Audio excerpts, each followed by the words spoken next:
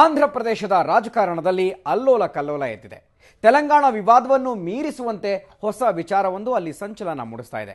ಇದಕ್ಕೆಲ್ಲ ಕಾರಣವಾಗಿರೋದು ಜಗನ್ಮೋಹನ್ ರೆಡ್ಡಿ ಸಿಬಿಐ ಜೈಲಿನಿಂದ ಹೊರಬಂದಿರೋದು. ಇಷ್ಟಕ್ಕೂ ಜಗನ್ ಜೈಲಿನಿಂದ ಹೊರಬರೋದಕ್ಕೆ ಸಾಧ್ಯವಾಗಿದ್ದು ಹೇಗೆ? ಇದಕ್ಕೆಲ್ಲ ಕಾರಣರಾದವರು ಯಾರು? ಜಗನ್ ರಿಲೀಸ್ ಆಗಿದ್ದರಿಂದ ಆಂಧ್ರ ರಾಜಕಾರಣದಲ್ಲಿ ಏನೇನು ಬದಲಾವಣೆಗಳಾಗುತ್ತೆ ಅನ್ನೋದರ ಸುತ್ತ ಇಲ್ಲಿದೆ ಒಂದು ಸ್ಪೆಷಲ್ ರಿಪೋರ್ಟ್.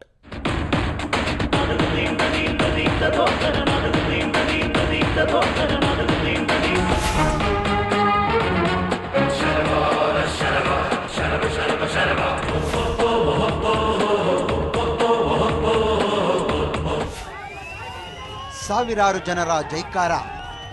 ದೊಡ್ಡದೊಂದು ಸಾಧನೆ ಮಾಡಿ ಬಂದಂತೆ ತಮ್ಮ ನಾಯಕನನ್ನ ಮುತ್ತಿಕೊಂಡಿರೋ ಕಾರ್ಯಕರ್ತರು. ಇದಕ್ಕೆಲ್ಲ ಕಾರಣವಾಗಿದ್ದು ಹೈದರಾಬಾದ್ನ ಚಂಚಲಗೂಡ ಜೈಲಿನಲ್ಲಿದ್ದ ಜಗನ್ಮೋಹನ್ ರೆಡ್ಡಿ ಜೈಲಿನಿಂದ ರಿಲೀಸ್ ಆಗಿದ್ದು.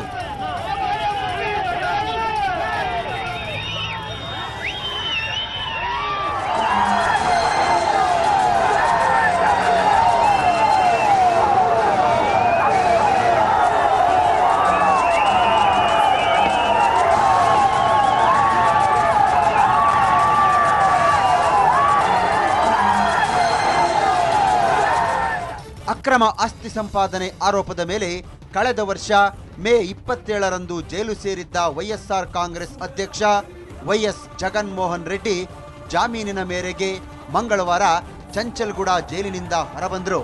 ದೊಡ್ಡ ಸಂಖ್ಯೆಯಲ್ಲಿ ನೆರೆದಿದ್ದ ಜಗನ್ ಬೆಂಬಲಿಗರು ತುಂಬು ಅಭಿಮಾನದಿಂದ ಇವರನ್ನ ಸ್ವಾಗತಿಸಿದ್ರು.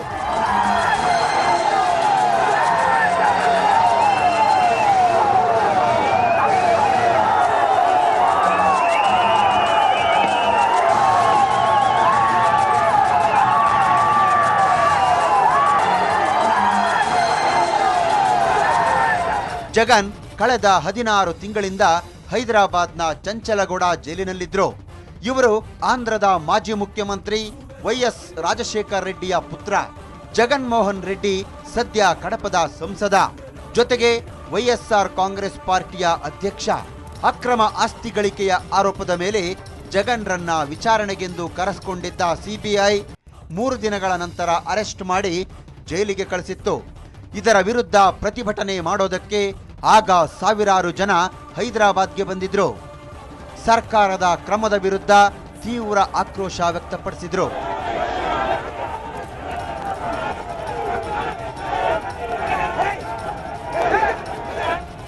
ವಿಶೇಷ ಅಂದ್ರೆ ಜಗನ್ನನ್ನ ಅರೆಸ್ಟ್ ಮಾಡಿದ ನಂತರ ಜಗನ್ ತಾಯಿ ವಿಜಯಮ್ಮ, ತಂಗಿ ಶರ್ಮಿಳಾ, ಜಗನ್ ಹೆಂಡತಿ ಭಾರತಿ ಸೇರಿದಂತೆ ಅನೇಕರು ದಿಲ್ಕುಶಾ ಗೆಸ್ಟ್ ಹೌಸ್ ಮುಂದೆ ಧರಣಿ ಕೂತಿದ್ರು. ಜಗನ್ ಬಂಧನ ಅನ್ಯಾಯದ ಕ್ರಮ ಅಂತ ಸರ್ಕಾರದ ವಿರುದ್ಧ ಆಕ್ರೋಶ ವ್ಯಕ್ತಪಡಿಸಿದ್ರು. ಇದು ಸರ್ಕಾರದ ಸೇಡಿನ ಕ್ರಮ ಅಂತ ಕೆಂಡಕಾರಿದ್ರು. ಪೊಲೀಸರು ಇವರನ್ನ ಅಲ್ಲಿಂದ ಬಲವಂತವಾಗಿ ಎತ್ತಂಗಡಿ ಮಾಡಿದ್ರಿಂದ ನಂತರ ತಮ್ಮ ಮನೆ ಮುಂದೆಯೇ ಧರಣಿ ನಡೆಸಿದ್ರು. ಇದರ ಜೊತೆಗೆ ಜಗನ್ ಅಭಿಮಾನಿಗಳು ಹಾಗೂ ಪಕ್ಷದ ಕಾರ್ಯಕರ್ತರು ಆಂಧ್ರ ಬಂದ್ಗೆ ಕರೆ ನೀಡಿದ್ರು.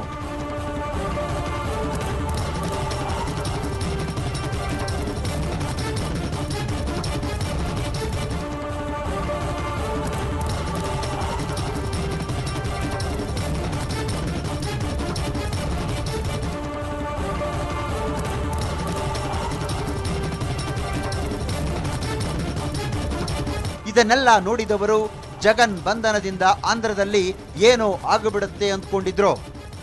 ಆದ್ರೆ ಕಾಂಗ್ರೆಸ್ ಚಾಣಾಕ್ಷ ಪಕ್ಷ. ಯಾವುದನ್ನ ಯಾವಾಗ ಹೇಗೆ ತುಳಿಬೇಕು, ಯಾವುದನ್ನ ಯಾವಾಗ ಮೇಲೆತ್ತಬೇಕು ಅನ್ನೋದು ಕಾಂಗ್ರೆಸ್ ಹೈಕಮಾಂಡ್ಗೆ ಚೆನ್ನಾಗಿ ಗೊತ್ತು. ಕಾಂಗ್ರೆಸ್ ಆ ಸಂದರ್ಭವನ್ನ ಅತ್ಯಂತ ಬುದ್ಧಿವಂತಿಕೆಯಿಂದ ನಿಭಾಯಿಸಿತ್ತು. ಇನ್ನೊಂದೆಡೆ ಜೈಲಿನಿಂದ ಹೊರಬರೋದಕ್ಕೆ ಜಗನ್ ಅನೇಕ ಬಾರಿ ತೀವ್ರವಾಗಿ ಪ್ರಯತ್ನಿಸಿದ್ರು, ಬೇಲ್ ಸಿಕ್ಕಿರಲಿಲ್ಲ. ಅಂಥ ಜಗನ್ಗೆ ಈಗ ಬೇಲ್ ಲಭ್ಯವಾಗಿದೆ. ಸಹಜವಾಗಿ ಜಗನ್ಗೆ ಜಾಮೀನು ಸಿಕ್ಕಿರೋದರ ಬಗ್ಗೆ ಅನೇಕ ಊಹಾಪೋಹಗಳು, ಕಥೆಗಳು ಕೇಳಿಬರ್ತಿವೆ.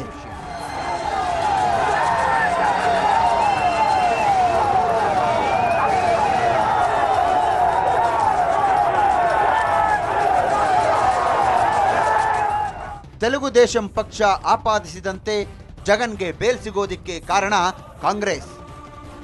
ಜಗನ್ ಜೈಲಿನಿಂದ ಹೊರಬರೋದಕ್ಕೆ ವೈಎಸ್ಆರ್ ಕಾಂಗ್ರೆಸ್ ಹಾಗೂ ಕಾಂಗ್ರೆಸ್ ಪಕ್ಷಗಳ ನಡುವಿನ ಮ್ಯಾಚ್ ಫಿಕ್ಸಿಂಗ್ ಕಾರಣ ಅನ್ನೋದು ಟಿಡಿಪಿ ಅಧ್ಯಕ್ಷ ಚಂದ್ರಬಾಬು ನಾಯ್ಡು ಆರೋಪ. ಮುಂದಿನ ಆಂಧ್ರ ವಿಧಾನಸಭಾ ಹಾಗೂ ಲೋಕಸಭಾ ಎಲೆಕ್ಷನ್ ದೃಷ್ಟಿಯಿಂದ ಈ ಅರೇಂಜ್ಮೆಂಟ್ ನಡೆದಿದೆ ಅನ್ನೋದು ಚಂದ್ರಬಾಬು ನಾಯ್ಡು ವಾದ. ನಾಯ್ಡು ಮಾತಿನ ಅರ್ಥ ಇಷ್ಟೇ: ಕಾಂಗ್ರೆಸ್ಗೆ 2014ರ ಚುನಾವಣೆಯಲ್ಲಿ ತೆಲಂಗಾಣ ಹಾಗೂ ಸೀಮಾಂಧ್ರಗಳಲ್ಲಿ ತನ್ನ ಸ್ವಂತ ಬಲದ ಮೇಲೆ ಅಧಿಕಾರಕ್ಕೆ ಬರೋದಕ್ಕೆ ಸಾಧ್ಯವಿಲ್ಲ ಅನ್ನೋದು ಗೊತ್ತಿದೆ. ಹಾಗಾಗಿ ತೆಲಂಗಾಣ ರಾಜ್ಯ ವಿಭಜನೆಗೆ ಮುಂದಾಗುವ ಮೂಲಕ ಟಿಆರ್ಎಸ್ ಜೊತೆ ಮ್ಯಾಚ್ ಫಿಕ್ಸಿಂಗ್ ಮಾಡಿಕೊಂಡು ತೆಲಂಗಾಣದಲ್ಲಿ ಅಧಿಕಾರ ಹಿಡಿಯಲು ಸಂಚು ರೂಪಿಸಿದೆ. ಹಾಗೇನೆ ಜಗನ್ಮೋಹನ್ ರೆಡ್ಡಿಯನ್ನು ಜೈಲಿನಿಂದ ಹೊರಕರೆತಂದು ಸೀಮಾಂಧ್ರದಲ್ಲಿ ಅಧಿಕಾರ ಹಿಡಿಯೋಕೆ ಹೊಂಚು ಹಾಕಿದೆ ಅನ್ನೋದು ನಾಯ್ಡು ಆರೋಪ. ಹೈದರಾಬಾದ್ನಲ್ಲಿ ಕಾಂಗ್ರೆಸ್ ಪಕ್ಷಕ್ಕೆ 2 ಪ್ರಧಾನ ಕಚೇರಿಗಳಿವೆ. ಅವು ಯಾವ್ಯಾವು ಅಂದ್ರೆ, ಒಂದನೇದು ವೈಎಸ್ಆರ್ ಕಾಂಗ್ರೆಸ್ ಕಚೇರಿ ಹಾಗೂ ಎರಡನೇದು ತೆಲಂಗಾಣ ರಾಷ್ಟ್ರ ಸಮಿತಿಯ ಕಚೇರಿ ಅಂತ ನಾಯ್ಡು ವ್ಯಂಗ್ಯ ಮಾಡಿದ್ರು. ಆಂಧ್ರದಲ್ಲಿ ಒಟ್ಟು 42 ಲೋಕಸಭಾ ಸ್ಥಾನಗಳಿವೆ.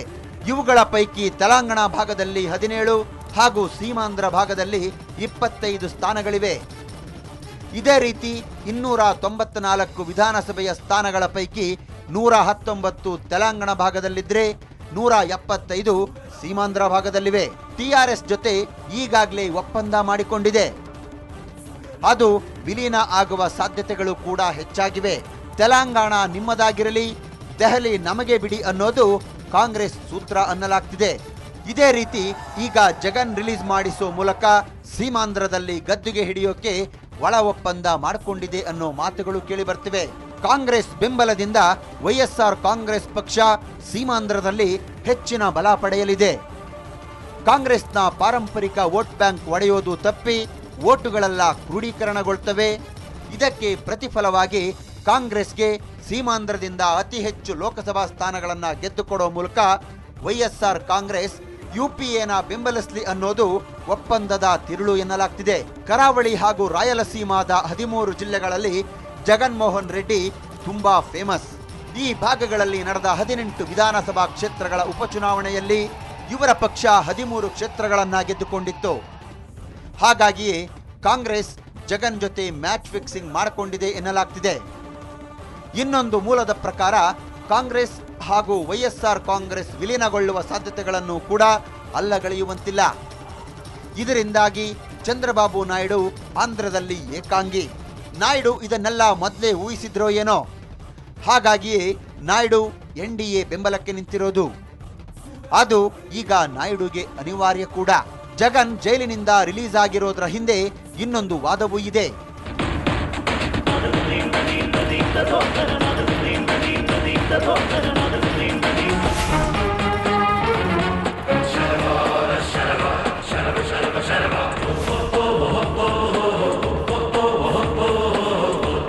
ತೆಲಂಗಾಣ ಪ್ರತ್ಯೇಕ ರಾಜ್ಯ ಘೋಷಣೆ ಮಾಡಿದ ನಂತರ ಸೀಮಾಂಧ್ರದಲ್ಲಿ ಕಾಂಗ್ರೆಸ್ ವಿರುದ್ಧ ದೊಡ್ಡ ಮಟ್ಟದಲ್ಲಿ ಪ್ರತಿಭಟನೆಗಳು ನಡೆಯುತ್ತಿವೆ. ಅಲ್ಲಿನ ಜನಜೀವನ ಸ್ತಬ್ಧವಾಗಿದೆ.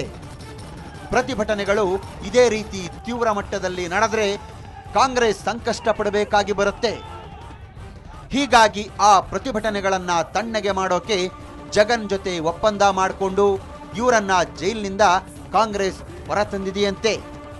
ಕಾಂಗ್ರೆಸ್ ತನ್ನ ಪ್ರಭಾವ ಬಳಸಿ ಜಗನ್ ಮೇಲಿನ ಸಿಬಿಐ ಕೇಸುಗಳನ್ನ ಮೂಲೆಗುಂಪು ಮಾಡೋದು, ಇದರ ಫಲವಾಗಿ ಜಗನ್ ಸೀಮಾಂಧ್ರದಲ್ಲಿ ಟೂರ್ ಮಾಡಬೇಕು, ಇದು ಕಾಂಗ್ರೆಸ್ ಪ್ಲಾನ್.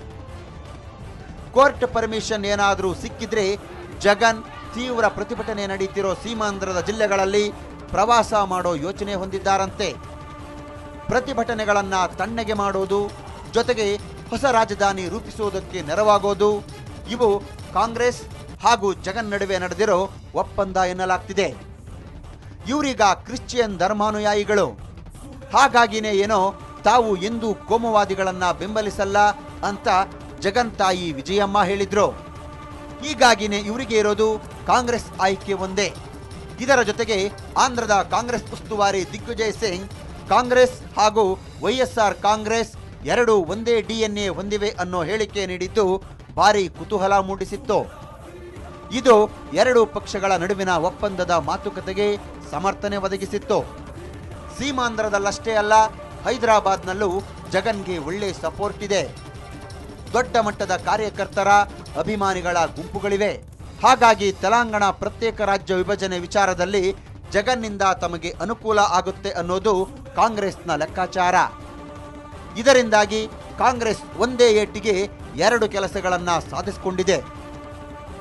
ಜಗನ್ ಜೊತೆ ಮ್ಯಾಚ್ ಫಿಕ್ಸಿಂಗ್ನಿಂದ ಚುನಾವಣೆಯಲ್ಲಿ ಗೆಲ್ಲೋ ತಂತ್ರ ರೂಪಿಸಿದ್ದು ಒಂದಾದರೆ, ಇದರಿಂದಾಗಿ ಚಂದ್ರಬಾಬು ನಾಯ್ಡುವನ್ನ ಏಕಾಂಗಿ ಮಾಡಿದ್ದು ಮತ್ತೊಂದು ಸಾಧನೆ. ಈಗ ಕರಾವಳಿ ಹಾಗೂ ರಾಯಲಸೀಮಾದ ಜಿಲ್ಲೆಗಳಲ್ಲಿ ರಾಜ್ಯ ವಿಭಜನೆಯ ವಿರುದ್ಧದ ಹೋರಾಟ ತೀವ್ರವಾಗಿದೆ. ಇದನ್ನ ಜಗನ್ ಹೇಗೆ ಮ್ಯಾನೇಜ್ ಮಾಡ್ತಾರೆ ಅನ್ನೋದ್ರ ಮೇಲೆ ಇವರ ಭವಿಷ್ಯ ನಿಂತಿದೆ. ಜಗನ್ ಈ ಸಂದರ್ಭವನ್ನ ಹೇಗೆ ನಿಭಾಯಿಸ್ತಾರೆ, ಇದರ ಪೊಲಿಟಿಕಲ್ ಮೈಲೇಜ್ ಪಡೆಯೋದಕ್ಕೆ ಹೇಗೆ ಪ್ರಯತ್ನ ಪಡ್ತಾರೆ ಅನ್ನೋ ಚರ್ಚೆ ನಡೀತಿದೆ. ಇಷ್ಟಕ್ಕೂ ಜಗನ್ ವ್ಯಕ್ತಿತ್ವ ಎಂಥದ್ದು, ಇವರ ರಾಜಕೀಯ ಅನುಭವ ಏನು?